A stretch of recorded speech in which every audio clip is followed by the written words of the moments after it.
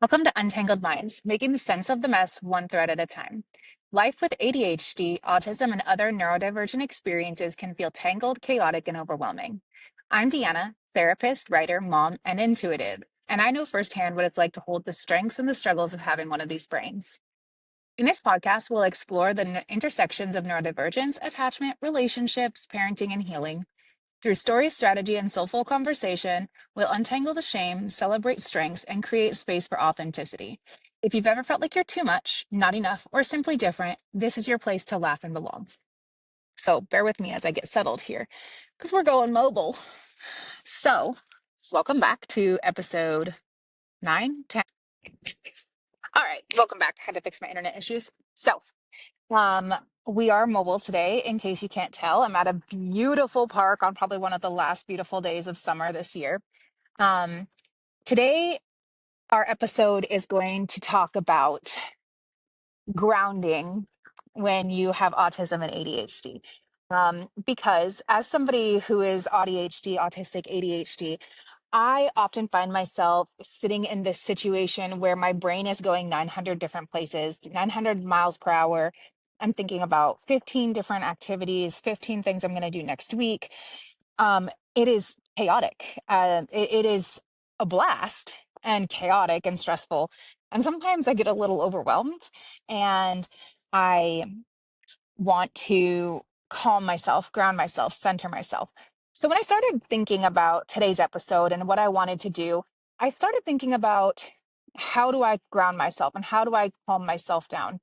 And as I was, going through my tools and going through my things, and then I took a break and I was looking at social media, and um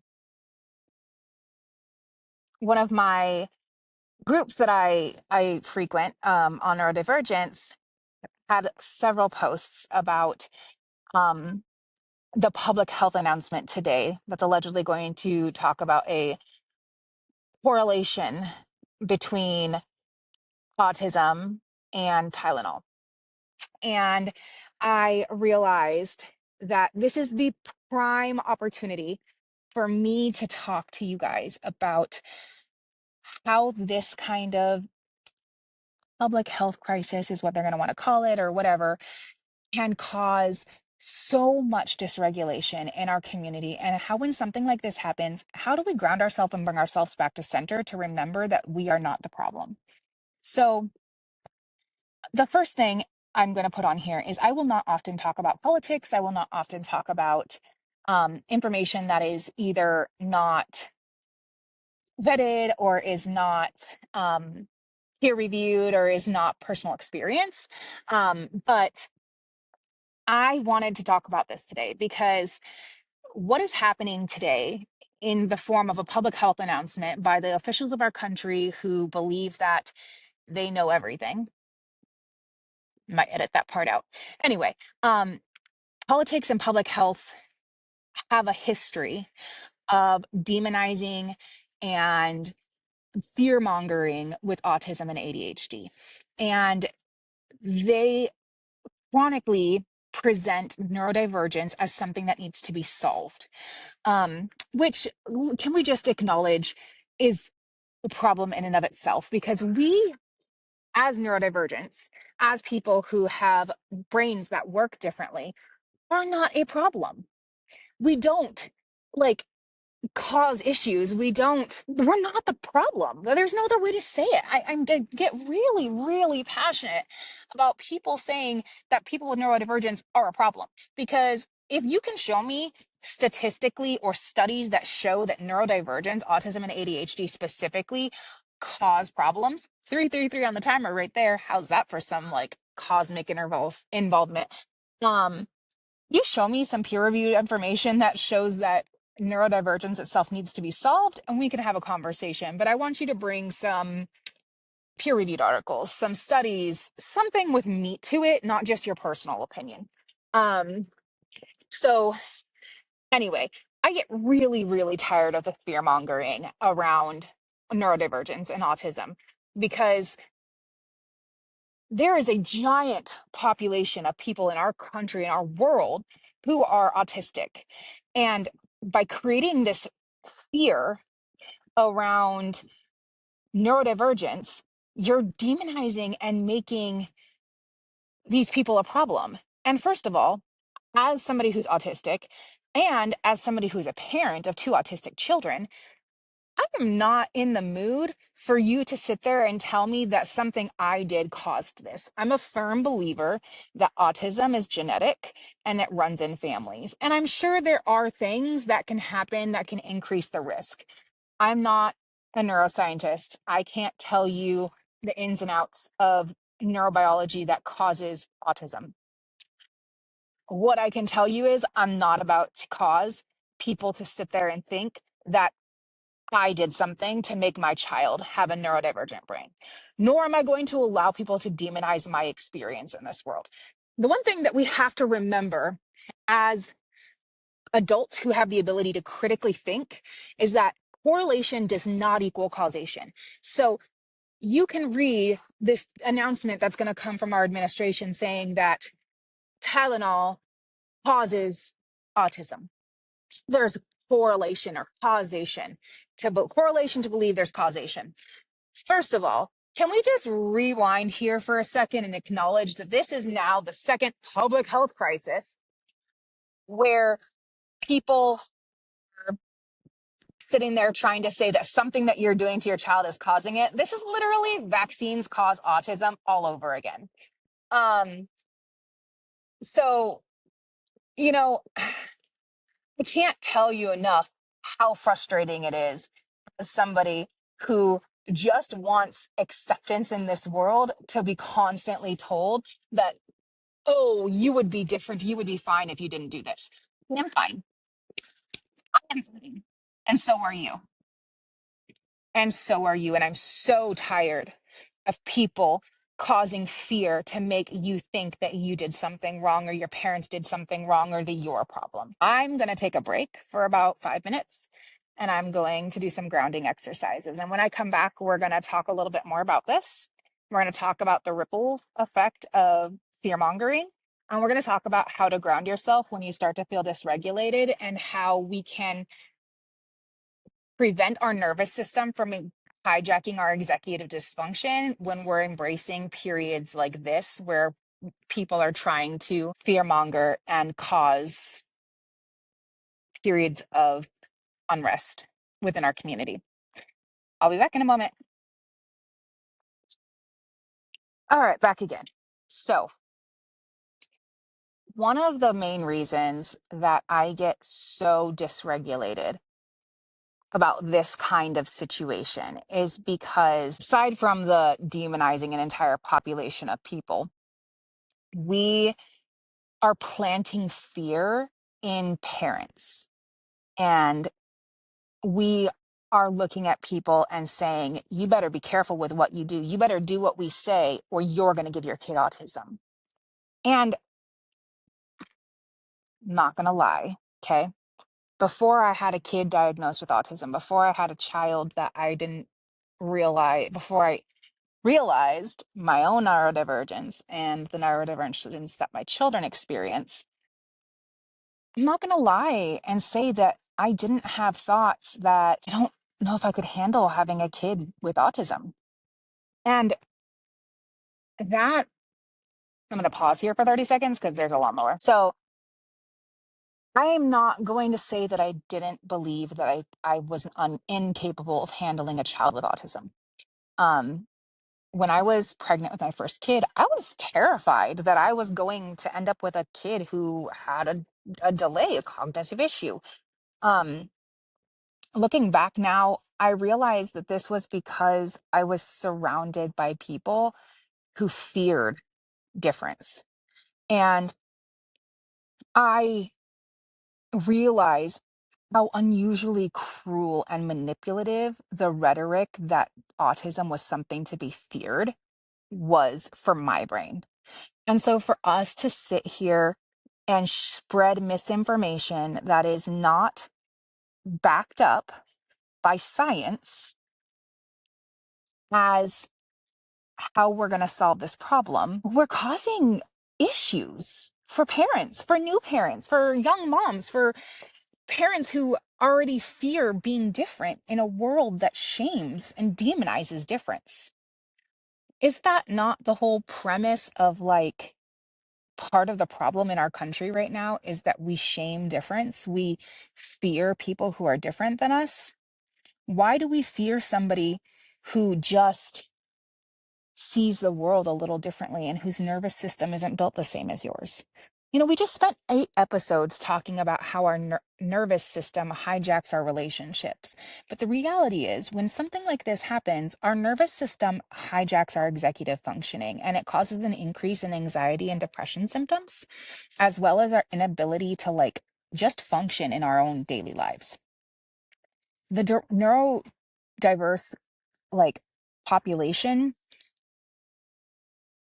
we are superhuman. We have brains that can handle mass chaos and still thrive. We have brains that really just thrive under weird circumstances. And yet, to be painted as a problem creates this dynamic that says that you shouldn't exist. To be quite honest, if I was thinking about it, the amount of what's the word? Not correlation. I don't like correlation. That's not the right word, but it's the right vibe, I guess. This kind of fear mongering and the concerns in the neurodivergent community that the Trump administration is going to create an autism registry gives vibes within our community that we're going to be hunted and placed in like modern day versions of concentration camps, that we're going to be blacklisted, that we're going to experience forms of prejudice, which we already do, by the way, forms of prejudice because of neurodivergence. And that rhetoric is unhealthy and it is terrifying. The more we spread fear, the less the truth shines. So when our nervous system gets hijacked by people who want to spread misinformation and make problems out of like molehills, mountains out of molehills, we have to learn how to ground ourselves. We can do that in several ways, but the big one is realizing that when things are feeling really dysregulated in here and our brain is projecting out into the unknowns, we need to come back to our body. So how do we do that? We do that through breath work. We place a hand on our chest and a hand on our abdomen, and we focus on feeling the breaths come and rise in our chest and elevate into our abdomen and our diaphragm, and we exhale. We focus on things that we can control instead of things that we can't. When you start to dysregulate and spiral off into unknowns, come back to what's within your reach, what's within your control. Um, I want you to focus on expelling the energy in your body. So one of the things is when we get really dysregulated and we get really overwhelmed, we have all this chaos energy in our body. And people with neurodivergence specifically, but pretty much everybody, they need to find a place to get rid of that energy. They need to find a way to expel it. So that's why we tell kids, oh, pat the table. Stim. This is why stimming is so important for people with neurodivergence, because stimming is something that gives the energy an out. You know, people say, oh, I can't tell you're autistic. Well, if you paid attention, you would know I stim by doing this. I twirl my hair. I play with my hands. I rock. I jiggle my leg. Um, I do all kinds of different things. And most of them are things you can't tell. But if you paid attention, you'd see when I get really nervous, the stims get worse. So we have to find healthy ways to get those feelings out of our body. And one of my absolute favorites is this, and bear with me because we're going to stand. Well, okay. One of my absolute favorites is this. When you're feeling really, really dysregulated or really, really overwhelmed and your body is full of energy and you don't know what to do, I want you to stand up and I want you to shake it all out. Shake it all out. I want you to stomp your feet, throw like a temper tantrum silently. The reason for that is this. You need to find the way to get the energy out. Because if you don't, that energy that's within your body is going to start to increase your anxiety and you're going to start to get more dysregulation up here. All right, so to wrap up this video, you can see I relocated. Things are not always as simple as one and done, right? So I just wanted to recap from everything that we talked about. And the topic of today's episode is one that is very,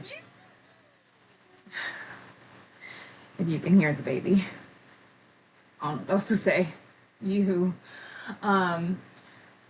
Today's topic is obviously going to be really controversial because the reality is that there are people in this world that want to be able to tell you what is wrong with you and why it is wrong with you and how people can prevent from being you. And that's just not cool. And there are going to be people who are going to say this video is political. This is not. It has nothing to do with politics. It has everything to do with I am a human and I am not broken. And neither are you. When we hear things like autism is caused by Tylenol or autism is caused by vaccines, it is acceptable to look at somebody and say, stop spreading misinformation. It is acceptable to look at somebody and walk away. It is acceptable to say, you're wrong. I say this because if we don't feel comfortable confronting the misinformation, if we don't feel comfortable confronting people who think it's acceptable to make you a problem, then this world is not going to have the advocates that it needs to make change. Grounding yourself, which I realize I didn't talk a lot about grounding, and so I'll do a separate episode on that. I think really truthfully I wanted to give us this opportunity to connect in our angst and give you some real life examples of how to breathe through it, how to move your body, those things. But I want the crux of this episode to be that you're not a problem. You belong here. I belong here. My children belong here. It is unnecessary for us to make ourselves less to meet the rhetoric of a group of people who have no say in the value and worth of you as a human being.